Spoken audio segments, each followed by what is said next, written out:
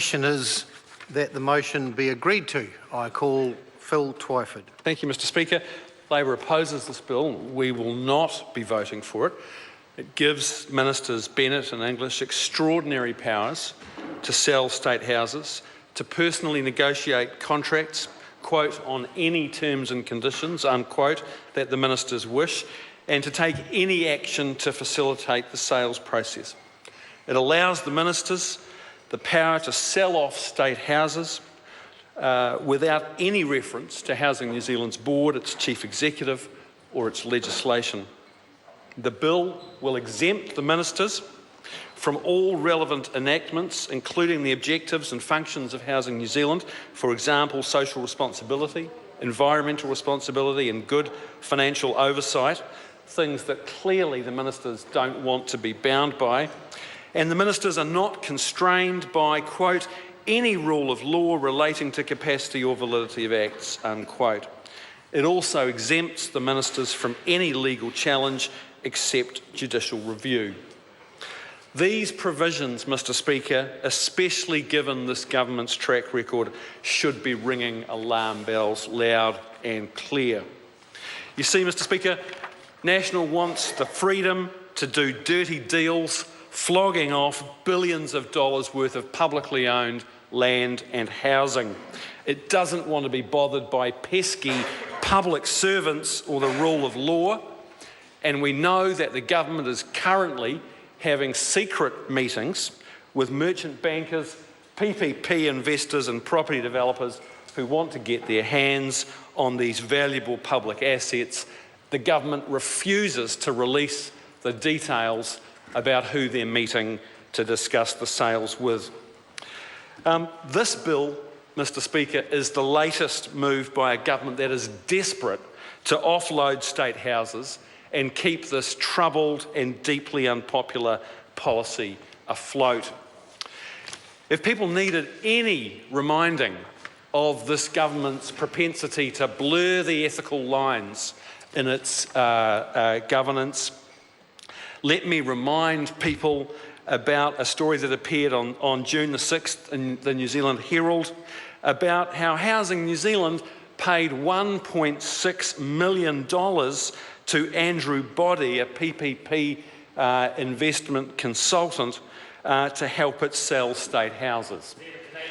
First, what did the government do? It engaged Mr Boddy to help it develop the policy to sell state houses through the Shareholders Advisory Group, and then later on an advisory panel to help form government policy on social housing. Part the way through those appointments, Housing New Zealand contracted Andrew Boddy to conduct work in the asset transfer work stream. So having developed the policy, they then hired Andrew Boddy to help them move ahead with selling the houses, even though he was already working for an international PPP investor. And when Housing New Zealand was asked about this apparent conflict of interest, they hid the information. They refused to release it publicly under the Official Information Act.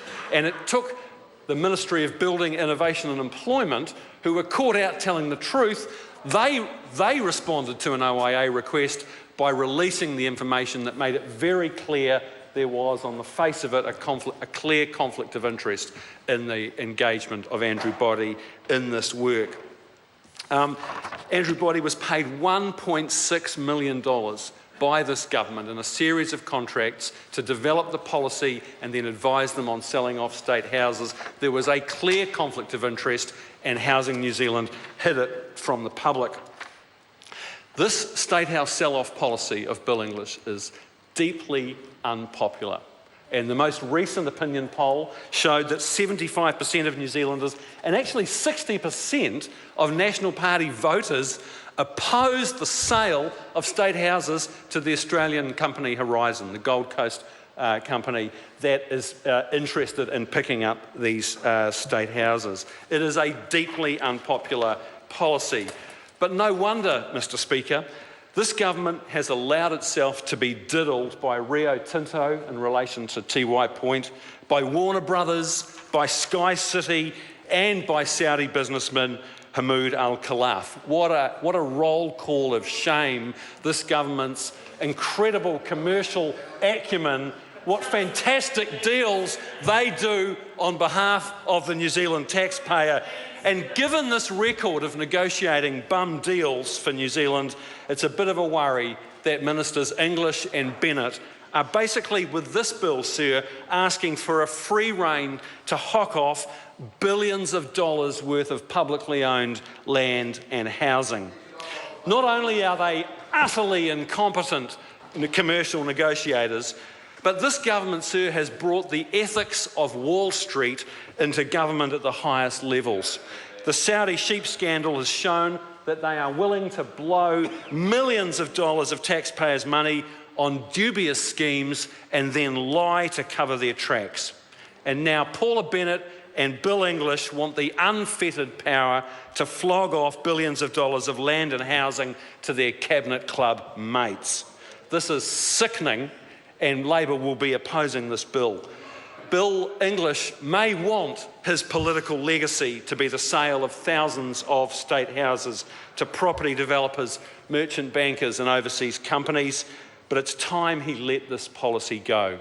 New Zealanders want state housing to be there to guarantee a decent roof over the heads of the most vulnerable families, just like the Prime Minister and his mother enjoyed in the 1960s when Kiwi taxpayers gave them a decent roof over their heads. It gave the Prime Minister a start in life that benefited him.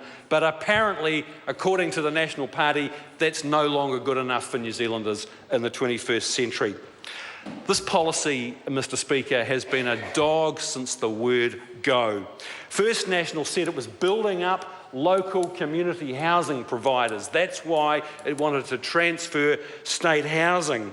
But now, Paula Bennett and Bill English say they only want to sell houses to large organisations who can spend tens of millions of dollars and buy hundreds of houses in one go, effectively eliminating the entire New Zealand community housing sector from the whole process. It makes a mockery of what they said.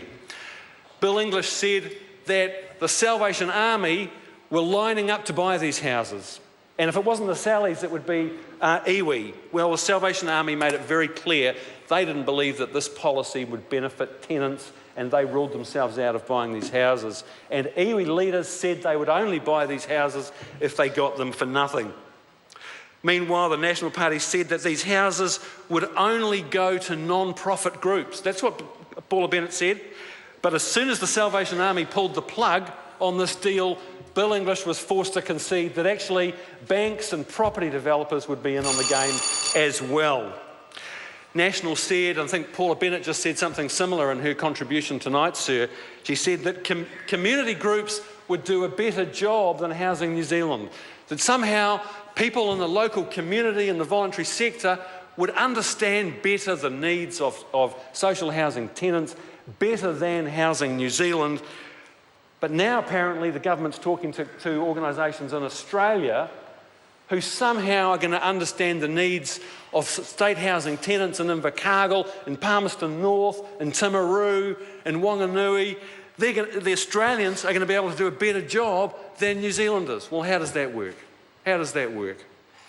This government is yet to provide a scrap of evidence that the people that they're intending to flog off state houses to will do a better job of looking after state house tenants than Housing New Zealand can. We asked Paula Bennett under the Official Information Act for the data.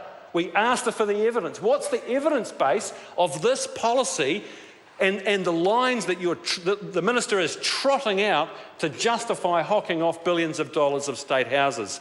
And the answer from Paula Bennett's office came back, there is no such evidence.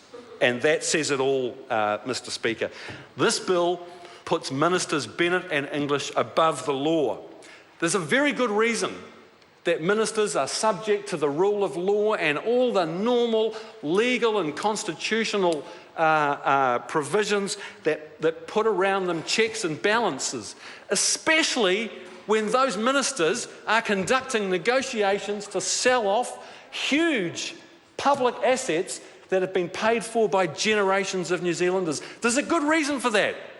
This bill leaves the process wide open to corruption, sir.